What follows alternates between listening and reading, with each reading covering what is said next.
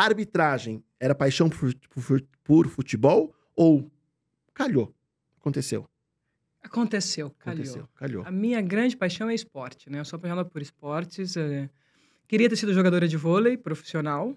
Cheguei a jogar, joguei 4 anos na fase infantil mesmo, de formação.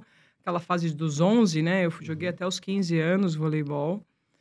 Fiz atletismo, mas a parte fundamental. Fiz natação. Então, assim, eu gosto de esporte.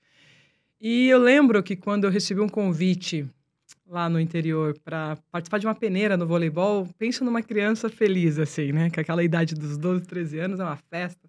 Mas eu não pude participar da peneira porque parte da minha família é adventista do 7º dia. E a peneira aconteceu num sábado. E meu pai, naquele momento, não permitiu que eu fosse participar daquela peneira. E ali parece aquela coisa frustração de criança. Então eu já quero aproveitar para todo mundo que tem um sonho, nunca abandone o seu sonho. E falando um pouquinho de neurociência, sempre projete ele na sua mente. Cedo ou tarde ele vai acontecer e a gente não sabe os caminhos, mas ele vai acontecer. Porque eu sempre fui apaixonada por esporte e me via numa Olimpíada. Olha que interessante. Para mim, todo mundo fala, mundial. Eu sou tão apaixonada por esporte, para mim a grande competição da minha vida sempre foi os Jogos Olímpicos. Já participei de mundiais de futebol, mas os Jogos Olímpicos sempre foi uma coisa que... Mexia com você. Mexe até hoje, pra ser franca, mexe até hoje. Aliás, você não tem, né? Tenho dois Jogos Olímpicos. E assim, quando meu pai me levou pro futebol, que foi por acaso, foi uma questão de necessidade financeira, eu fui trabalhar como mesária e depois tomei gosto pela profissão. Ali, quando eu vim fazer o curso aqui em São Paulo, na época era na Brigadeiro Luiz Antônio, ainda a Federação Paulista, eu deslumbrei que eu poderia ir para um torneio olímpico. Sabe quando você bate assim e fala assim... Eu vou. Eu acho que eu posso ir como árbitra. Não fui como atleta, porque naquela época, e olha um erro também, que aí corrigiram o governo, graças a Deus. O árbitro de futebol não era considerado atleta. Nós tínhamos a demanda e a cobrança de um atleta, mas nós não éramos considerados... Não, tanto que a minha formação de comunicação social, bacharelado em jornalismo, eu levei 6 anos. Você deve me perguntar, mas por que 6 anos, Ana? E eu estudei numa instituição adventista. Porque numa instituição que é extremamente rigorosa com as regras, eu tinha boas notas, mas eu me ausentava muito em função do futebol. Então eu sempre ficava de DP por ausência.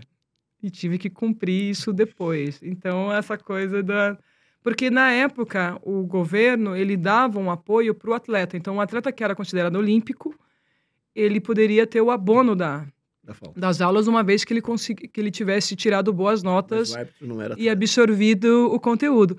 E o árbitro, olha que triste, não era considerado atleta. Então, e eu vivi na minha formação o meu auge. Foi 2004 a minha primeira Olimpíada, né, em que eu fiquei 45 dias fora.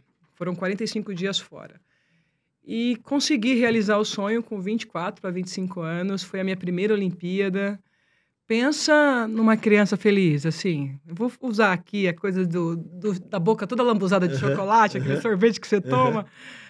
Acho que foi um dos momentos mais felizes da minha carreira, assim, Edu. Desfrutei cada minuto. Assim, foi algo ímpar. E acho que é tão bom quando a gente desfruta o que a gente está fazendo e que não é algo pesado. Você tem responsabilidade, mas é algo leve. Porque... consegui os meus melhores resultados, me tornei árbitra da revelação daquele torneio. E se você fala assim, Ana, você fez alguma coisa diferente? Não, eu sou extremamente disciplinada, treinava e tudo mais, mas eu estava... em êxtase. Desfrutando, exatamente. Se divertiu trabalhando. Me divertindo, então foi ímpar. Lógico que naquela época foi a primeira vez que eu fiquei longe da família, então eu lembro que, assim, a gente viajava, ficava 3, 4, 15 dias fora de casa, mas nunca 45. Então, eu lembro que quando bateu 25 dias, eu liguei pra mamãe chorando, aquela coisa de bebezão, né? Ah, mamãe, tô feliz, tô aqui, mas tô sentindo saudade. Então, a minha mãe nordestina, que é forte, ué, você não queria? Não era o seu sonho? Por que você tá me ligando chorando? A minha mãe é dura.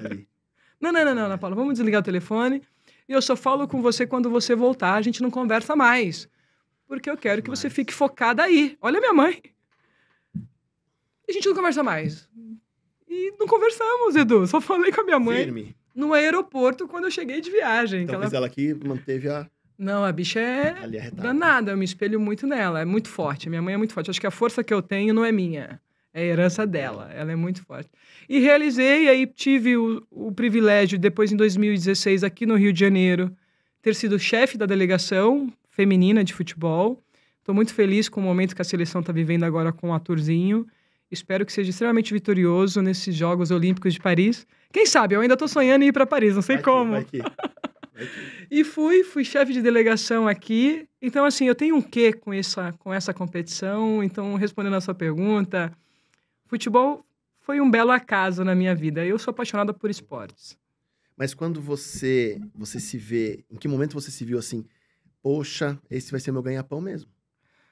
Eu percebi isso, Edu, muito cedo, né? Já com 14, 15 anos. Quando eu comecei com 14, eu era mesária. E aí aquela coisa, o geminiano é muito danado, a gente é muito rápido, né? Absorve as coisas muito rápido, assim.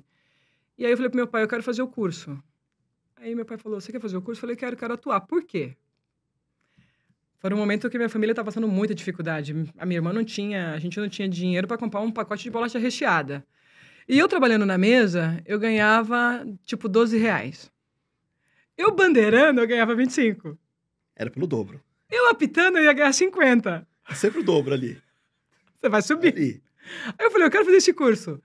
Meu pai, não, eu gostei, eu quero fazer esse curso. E aí fiz o curso, gostei do curso e me destaquei depois no Amador, atuando não só como mesária, mas assistente e árbitra. E aí a graninha começou a entrar no bolso. Essa graninha começou a entrar no bolso, eu comecei a investir em formação, aí, assim, usava parte do valor para mamãe e parte na minha educação. Aí eu falei, epa, eu acho que dá para viver disso. Aí você vai me perguntar, Ana Paula, você viveu de futebol? Não. Porque na minha época, eu digo que o futebol, e eu sou grata a ele, por isso que eu tenho um propósito de vida, que é por meio do esporte, por meio da minha experiência, ajudar pessoas a mudarem a sua vida como eu mudei a minha. Na minha época, os valores eram muito pífios, eram muito insignificantes, vamos falar assim. Só que se você sabe usar bem os valores que você recebe, então o que eu fazia? O valor que eu ganhava, eu investia em mim e em minha formação. Na minha faculdade, na minha instrução. Fui investir, fui fazer curso de espanhol, fui fazer curso de inglês. O meu espanhol é bom, o meu inglês é mais ou menos. Então eu comecei a investir em mim mesma. Vamos falar assim. E esse valor, ele era um extra, porque na minha época nós tínhamos que ter 2 empregos. E a minha primeira formação é administração. Então, você falando aí, eu trabalhei muitos anos em RH. Eu sou de RH. Então, trabalhei 10 anos em RH. E numa área difícil, que é a área das demissões, né? Que você tem que fazer homologações e convênio médico. Eu era especialista em trabalhar com as problemáticas de convênio. Reclamações humanas, RH, né? É isso, né? E geminiano é bom para atender, a gente consegue ótimo. apaziguar. É ótimo. Então, eu trabalhei 10 anos com isso, porque como a minha primeira formação é administração, então era a semana inteira trabalhando como assistente auxiliar administrativo em RH, à noite complementando a formação, né, estudando, e final de semana apitando. E aí era esse dinheiro extra que as coisas foram caminhando. E como eu saí da casa da mamãe com 20 anos, eu digo para você que me ajudou muito. Só que o dia que eu resolvi viver só da arbitragem, que foi um único mês, não deu certo. Não deu certo. Precisei pedir marmitex para amigos. Então, ali eu vi que no meu caso, na minha construção de vida, o futebol ia, assim, me fazer muito feliz. Era um momento em que eu me desligava do mundo, mas eu não conseguiria viver só daquilo. Mas que seria um excelente complemento de renda. No meu caso, o futebol foi complemento de renda. Aonde o futebol passou a ser o meu ganha-pão?